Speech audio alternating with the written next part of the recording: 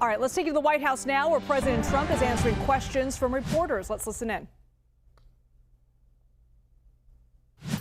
And far too few people have actually wanted to do anything about it. That's what makes this administration different, is that we actually tackle the problems the American people have been confronting.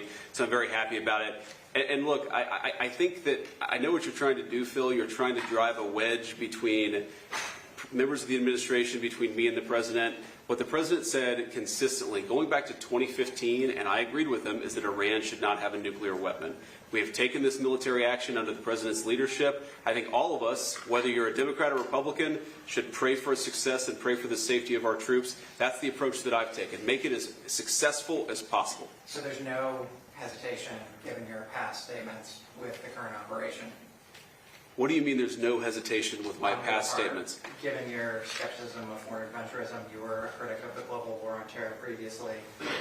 Well, I think one big difference, Phil, is that we have a smart president, whereas in the past we've had dumb presidents. And I trust President Trump to get the job done, to do a good job for the American people, and to make sure that the mistakes of the past aren't repeated. Absolutely. Thanks, sir. Look, JD's been great, but here's the simple thing, and I have, some people, I don't want wars. I want wars less than almost anybody. Peace through strength. But you know what? I've watched Iran for a long time. I've called them out 20 years ago when I was a civilian that liked watching the world. And they're violent, vicious people. The leadership, violent, vicious people. They killed 32,000 protesters over the last 3 weeks. They put out a memo 2 days ago saying, if you protest, we will shoot you and kill you in the streets. And somebody said, oh, there's not that many protests. Well, first of all, there are bombs going off all over the place. But even if there weren't, who's going to do that? Who's going to do it? They don't have any guns, and the other ones have latest in line machine gun, right? And every form of gun you can have. They shoot them right through the middle of the head. They're violent people. If they had a nuclear weapon, they would use it. And sometimes I'll have some of the people that, feel very strongly, like I do about wars. And I say, do you think Iran is violent, and do you think their people are violent? Yes, leadership. Do you think they should have a nuclear weapon, which is massive power? I don't even want to discuss how powerful, because it's depressing. And they said, no, they shouldn't have. Definitely they shouldn't have. I said, and you don't want to fight war? No, we don't want to fight war. So these are naive people that frankly are stupid. If you believe that Iran should have a nuclear weapon, there's something wrong with you, because they would use it within, the only question is within 1 hour if they get it, or 1 day. They will use it, and they will blow up the entire Middle East, not just Israel. They'll start with Israel, but they will blow up. And you got to see that when they unexpectedly started sending missiles to every country within 1,000 miles of them. I mean, they're blowing up countries that were neighbors, not necessarily some friends. They actually were blowing up some friends. They were blowing up the people that handle their accounts. They're sending thousands of missiles into countries that didn't expect to be in the war because they wanted to take over the Middle East. And if I didn't terminate Barack Hussein Obama's horrible Iran nuclear deal, which I did in my first term, one of the dumbest deals, perhaps the dumbest deal because of the danger involved, you would have had them have a nuclear weapon 3 years ago, maybe 4 years ago, and they would have used it, blown up the Middle East, and they would have then come after us. And if these gorgeous B-2 bombers, give me that bomber, Andrews. Let me just hug that little sucker. Give me that bomber over there. Thank you. You knew immediately which one. This looks small, but in person it's very big. Because it's the only plane capable of carrying a 200,000-pound bomb. So I don't know how they do it, because it's very sleek and nice, but it carries a lot of weapons and there's a lot of bombs. But had I not sent this incredible machine, times numerous others, to hit Iran at midnight with no moon, dead dark, every single bomb was dropped right down the chute that it was supposed to hit. How they do it, who knows? Nobody else can figure. No other country can do it. No other country has our military or even close. And I think we've probably proven that with Venezuela and now with because we have done a number on Iran. But if I didn't do that, if I didn't decimate, I call it their nuclear dust, they would have had a nuclear weapon within 1 month after that bombing took place, and they would have used it on first Israel and then the Middle East. And you know that because all of those missiles that were launched against their neighbors were set long ago, long before they knew they would be using them this quickly. Had we not done this, you would have had a nuclear war that would have evolved into World War III. And more important, this is a war that there would have been nothing left. So we've done a great thing. The people that say it's okay for a very sick ideology, a very sick country in terms of its leadership, very good people, great people. But the people that say that, I think they're actually, they're either evil or they're stupid.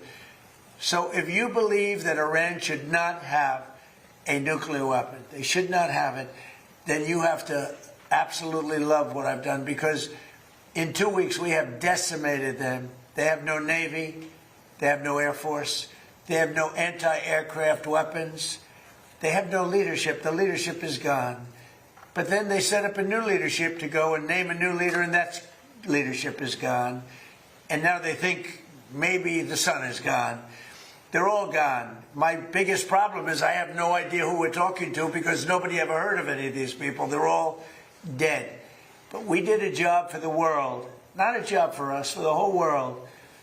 We took the worst country in 50 years and maybe longer from the ideological standpoint, a country that wanted to blow up the world, a country that is sick, and it has a religious fervor.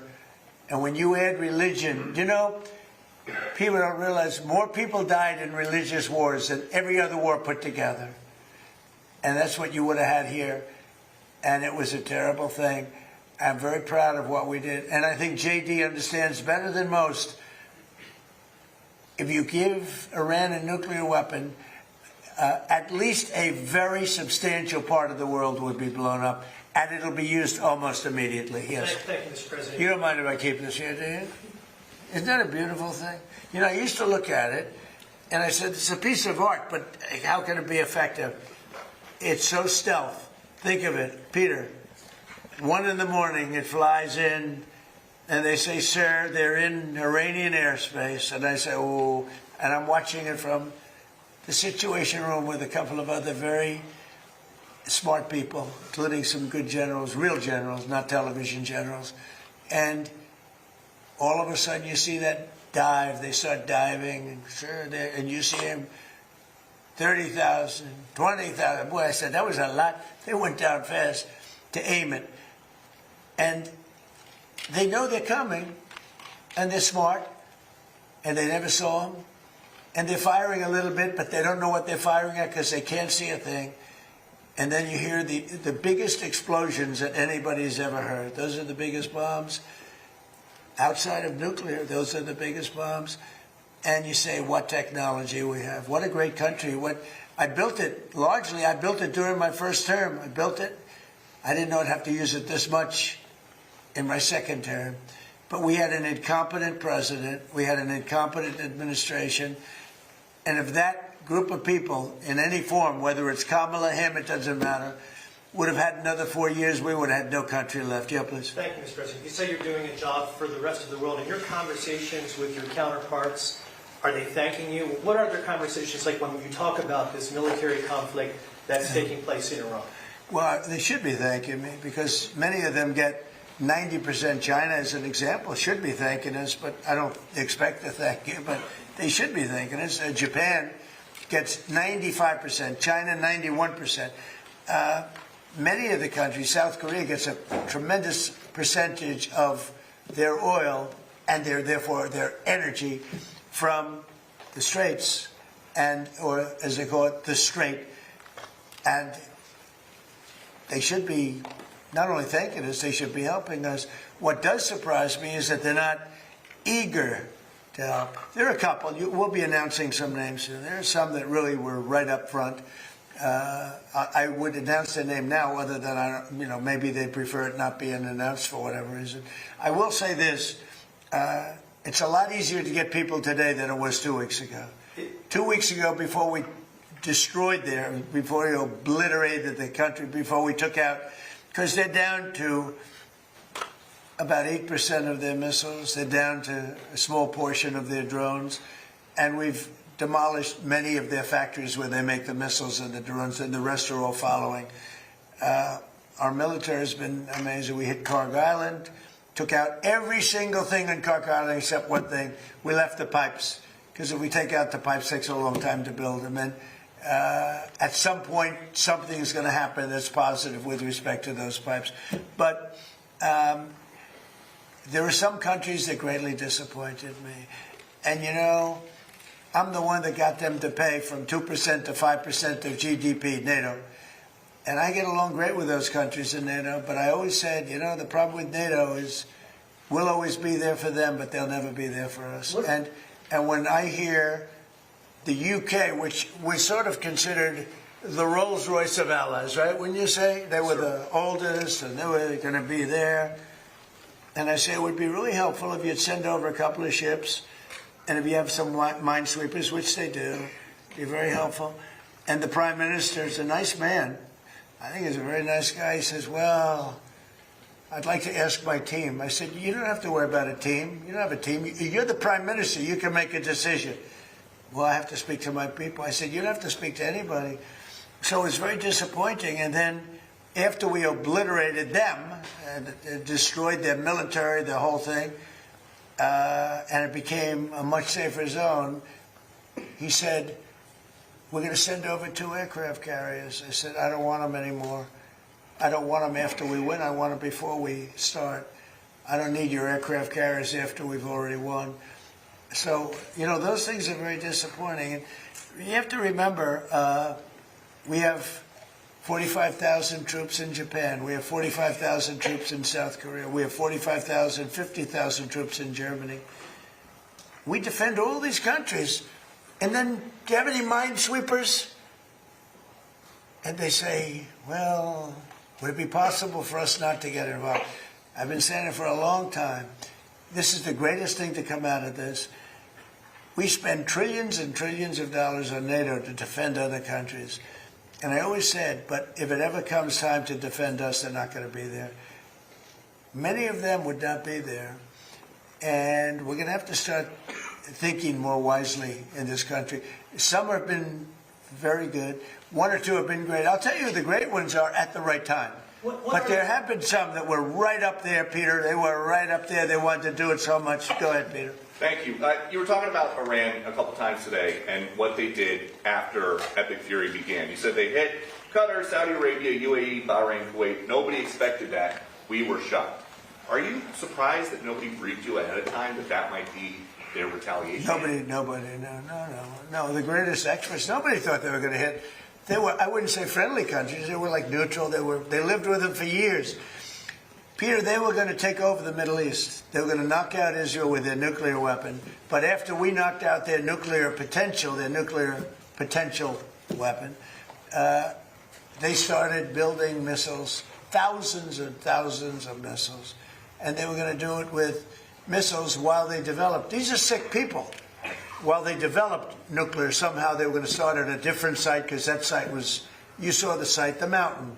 They were going to go into a certain area, which we know exactly where it is, and they were going to do that. And it's incredible what we've done. I tell you, the job we've done. Do you know, if I didn't terminate Barack Hussein Obama's Iran nuclear deal, you would right now, well, Israel would be gone. It would be incinerated. And probably the Middle East likewise. And remember, they got all of those missiles. And I heard they were sending missiles to UAE. I said, that's strange. UAE is like the banker for Iran. They're like the banker.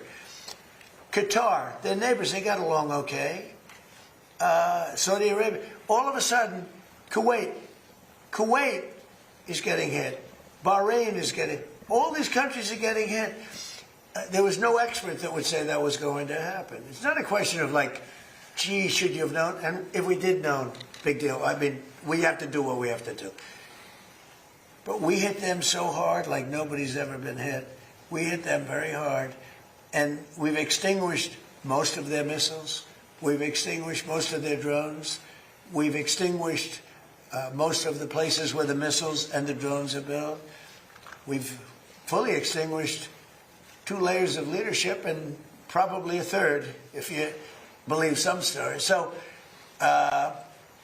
we only have one thing, to have a little choke point.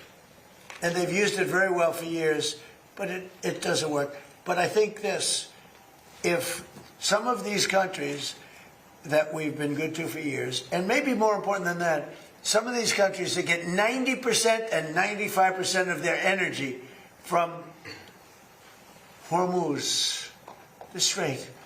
Hormuz, a famous, wonderful, beautiful place, but you wouldn't want to be necessarily sailing a boat there right now. I would not. Okay, you know why? Not because of them, because of us. Because we've taken out their entire Navy. We've taken out every one of their drone, they call it a drone layer, a mine layer. There's specific boats that are meant to put mines on. How would you like to have a nation that has 22 boats where their sole function, they're very different looking boats. You wouldn't want one for your family. They're not pretty. Their sole function is to lift a mine into the water and drop it a certain number of feet down.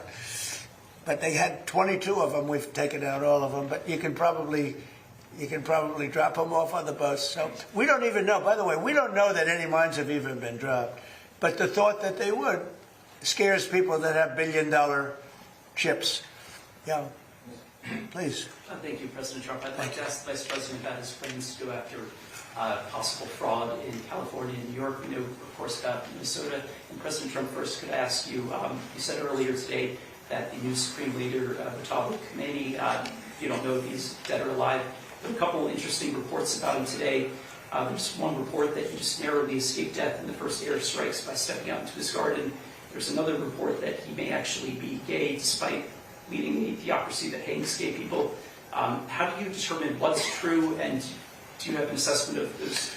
Well, so far nobody knows. If you look at his father, he used to give talks a lot, you know, talking about death to America. He'd say death to America all the time. When they say death to America, you should believe them, because that's what they would have. If they had a nuclear weapon, they would have used it. But they never had the chance. I never gave them the chance to use it.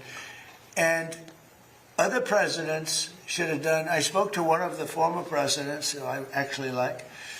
I actually speak to some. I do like some people. It'd be shocking.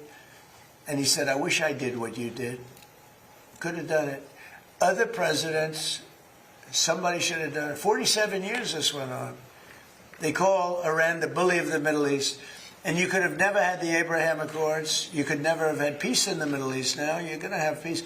You could never do it with the dark cloud of a nuclear Iran. But Iran is a shell of itself. It's no longer a bully. It's the one that gets bullied. It's a bully that got beat up. We beat the crap out of them. And they deserve that. You know, when you see a soldier walking down the street without his arms, or being helped down the street because he's got no legs, or his face is blown to smithereens with no legs and no arms, those two, no legs, no arms, and a face that got racked. That was done by roadside bombs. That's the favorite weapon of Soleimani, who I killed in my first administration. General Soleimani. Had I not killed him, that was the beginning of their downfall, because had he not gone, it's possible that we would not be this far advanced in destroying Iran, because he was a really good general. He was a vicious, horrible man, but he was a brilliant general. And he was looking to knock out 5 of our military bases at one time. And the man that died with him was his counterpart in Iraq. And they were working together. And they got hit real hard. And if that didn't happen, we would have had a problem. But maybe more importantly than that, he was really the mastermind behind it. And they never found somebody to replace him in terms of the genius. I knocked him out. And that was a big step, knocking him out. But if we didn't get rid of the Obama deal, I terminated it against the wishes of my then Secretary of State. He was no Marco. against the wishes of a lot of people at the time. You remember that, Peter? A lot of people. Had I not terminated, remember that, Stephen? You remember? They were all going, no, this is not, that deal was a disaster. That was a road to a nuclear weapon. They would have had it 3 years ago, and it would have been used, I would say, 2 to 3 years ago, and it would have been used in the Middle East. And by the way, after they were finished that, they were coming over here. They never got a chance to do it. I just want to ask you about something very interesting that you said twice today. That you talked to another former president about the Iran strikes. I did. Was it George W. Bush? No, Was it Bill Clinton? I don't want to say. I don't want to say. Because Barack Obama? a member of a party, they have Trump derangement syndrome, but it's somebody that happens to like me, and I like that person who's a smart person. But that person said, I wish I did it. Okay, but I don't want to get into who. Okay. I don't want to get him into trouble. Maybe, hey, I have a guess. you know what? Yeah, I think you probably know. You know, it's interesting. And maybe he'd be proud. And I could even ask him that. Would you like me to reveal your name to Peter at Fox? Well, at least you have high ratings. Your ratings are through the roof, Peter. Yeah, yes, thank you for noticing. Congratulations. Can I ask you another question about Yeah. the war? If Iran, as you say, totally obliterated, got the missiles, got the first 2 rounds of leadership, Air Force gone, Navy gone, can we wrap this war up this week? Yeah, sure. Good. Will we? I don't think so, but it'll be soon. Won't be long. And we're going to have a much safer world when it's wrapped up. It'll be wrapped up soon. We're going to have a much safer world. I had an obligation to do this. I didn't want to, I call it an excursion. I didn't want to make this journey. We had the highest stock market in history. We had low gas prices. Everything was good. And I know exactly, I know what, you're going to do it, and people are going to raise the price of oil, and that's good. But I know that. But that's a very small thing compared to allowing them to have, you want to see a stock market go down? Start letting them hit you with nukes, okay? I think, I said it this morning, I think it's a very small price to pay. And frankly, I thought it was going to go down much more, if you want to know the truth. I assumed that it was going to go down much more, only because people don't understand to a large, it's a big chess game at a very high level. It's a very high level chess, the highest. And I'm dealing with very smart players. These are smart people. They don't get there. When you deal with some of these people, you're dealing with high level intellect, very high IQ people. These are not Jasmine Crockett and her group. These are smart people. These are really smart people, and violent people, and vicious people, and some very nice people. And some are very nice but violent. They turn violent. But you know what? If I didn't do what I did, we would have been hit. Number one, very important, was the termination of Obama's horrible deal. And number two, this beautiful plane hitting them 8 months ago, whatever it was, and taking out their nuclear capacity. That totally threw them for a loop. If they had that bomb at either time, 5 years ago or 7 months ago, if they had that bomb would have been used almost immediately. Mr. President, 2 questions on domestic policy, bringing it close to home. First of all, the Save America Act. What are you expecting this week when this vote takes place in the U.S. Senate? Will the Vice President's vote be I think it's necessary? imperative that it gets done. I'm not sure it is. The Democrats have horrible policy. It's just incredible. But they stick together. It's the one thing they do. Their Supreme Court members stick together. Those appointed by a Democrat stick together. If Barack Hussein Obama appoints a member of the Supreme Court, that member never goes against him. And they're proud about it. They say, I don't give a damn if it's good or bad. That man appointed me, and I'm never going to let him down. I don't say that's right, wrong. I just say they stick together. Republicans go the opposite way. If Donald Trump appointed me, I'm going to show the world that I can be totally just, and I can be independent of Donald Trump. You have been He's not listening to controlling President me. Donald Trump from the Oval Office, delivering remarks on the war with Iran and answering questions from reporters. I just want to highlight a couple of headlines coming out of that press conference there. He called the leadership of Iran a violent and vicious people, and if they had a nuclear weapon, they would have used it, and they would have used it to blow up the entire Middle East. This is talking about his motivations for entering this war with Israel against Iran. He's calling it, he said he did a job for the entire world, and that countries like China, Japan, and South Korea that get much of their oil from the Strait of Hormuz should be thanking the president. He also talked a little bit about NATO, saying that we will always be there for them, but they will never be there for us when it comes to defending us. And he said, also went on to say, if he didn't end the Iran nuclear deal, Israel would be gone, and possibly the entire Middle East. So we're going to stay on top of that press conference there. Meanwhile, President Trump's chief of staff, Susie Wiles, has been diagnosed with breast cancer. Trump says the disease was caught in its earliest stages and that Wiles' prognosis is good. She plans to continue in her role as she undergoes treatment.